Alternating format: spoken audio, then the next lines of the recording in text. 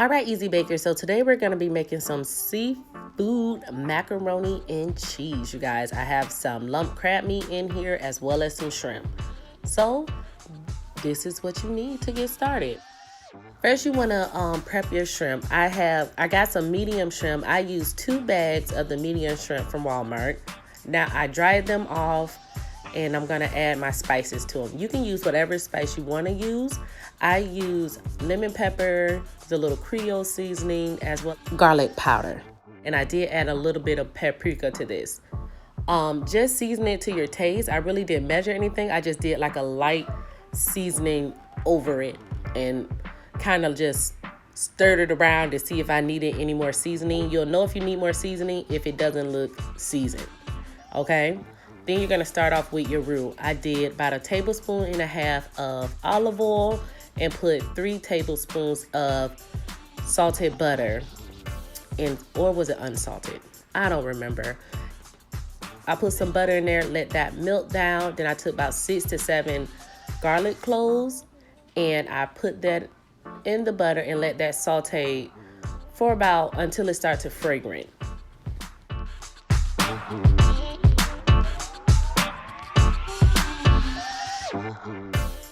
All right, you guys, now that you can smell your garlic and that's been cooking for a little bit, you're gonna add your spices to this. You're gonna add you some black pepper, ground mustard, and a generous pinch of salt to this because you want your roux to taste good. You want everything to taste good. And you're going to just stir that up again so all those flavors can really get into it. And now you're gonna add your 2.5 to 3 tablespoons of all-purpose flour. With your all-purpose flour, you do want that flour to cook for about a minute or two so it doesn't taste like flour. And once that gets done cooking for a minute, you're gonna add you some, I use whole milk, but I'm pretty sure you can use any type of milk for it. But you know, I bake, so I use whole milk and you need that fat.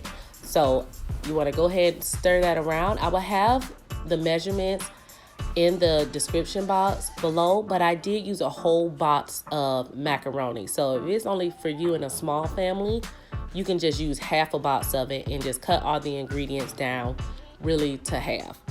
So now that you got your milk in it, you want your milk to thicken up, and once it thicken up, you're gonna go ahead and add your cheeses to this. Please make sure that your eye is on like a medium low while this starting to thick up. This is really how you want it to look. Now you know it's ready to add whatever cheese you guys want to add.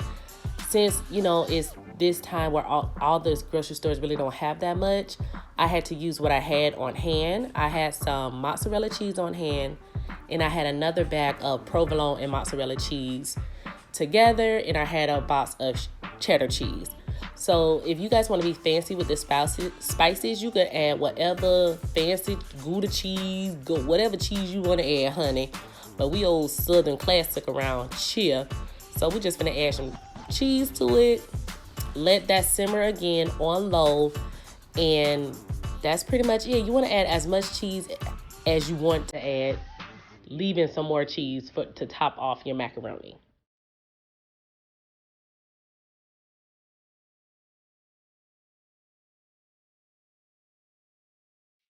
So now that your pasta is done, I add 1/4 cup of sour cream, mix that around in there. And if I was thinking, I would have added my egg to this as well. But I removed half of the pasta, and this is the lump crab meat that I bought from Walmart for like $13.42. And it's 8 ounces of it. So now you want to go ahead and do your layers. I added about half of my mixture, my sauce mixture, and just wanted to get that all mixed around. Then I'm going to add that entire 8-ounce can to this pasta. Then I'm going to go add my shrimp, some cheese, and a little bit more of my cheese sauce.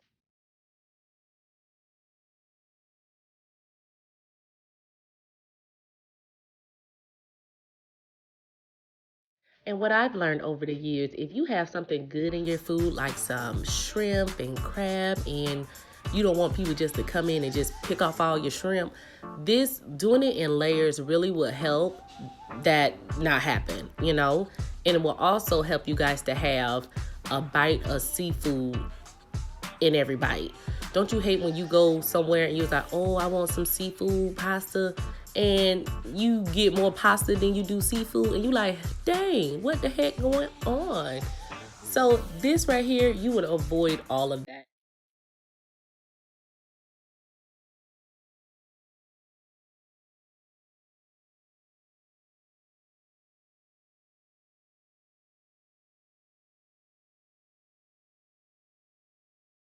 So around this time, I figured, dang y'all, I forgot to add my egg. So that's why it's randomly an egg just thrown in there. But like I said, please, if you want to make this, I would recommend you put your egg in when you do your sour cream. It didn't make a big difference. That's just something I would have done. And if you guys want to do it like how I would have did it, there you go. So continue with your last layer of, you guys see how much lump crab meat you got. And if you do want to use the little invitation crab meat, I guess you can, you know, because this dish was quite expensive, but it's worth it, you guys. If you ask me, it's totally worth it. So end it off with your cheese sauce. Mix this all around that top layer so everything can get in that cheese sauce on it, girl. Then top it off with whatever cheese you're going to top it with and put it in the oven. I do not know why it is so satisfying to really look at this cheese being incorporated into the shrimps and pasta. It's just so satisfying to watch.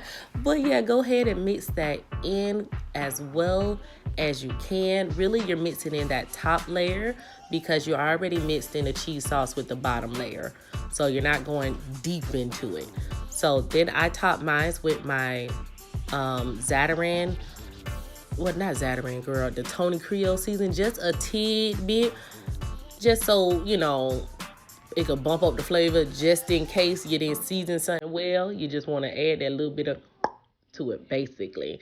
So I put my sharp cheddar cheese on the top, put it in the oven for about 20 to 30 minutes. And then it was heavy and this was big, and I'm not finna burn myself again on this oven. So I had Fabian take it out, and it looks so good. You see how heavy it is. He like, oh Lord, I'm finna burn myself. So this was on 350 degrees for 20 to 30 minutes, and you're done, girl.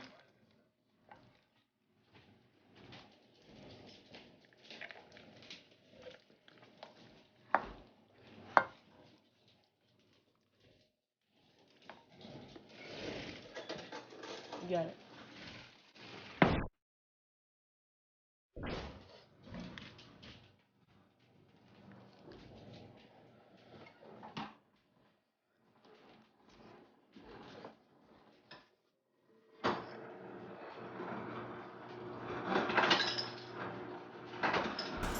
So good.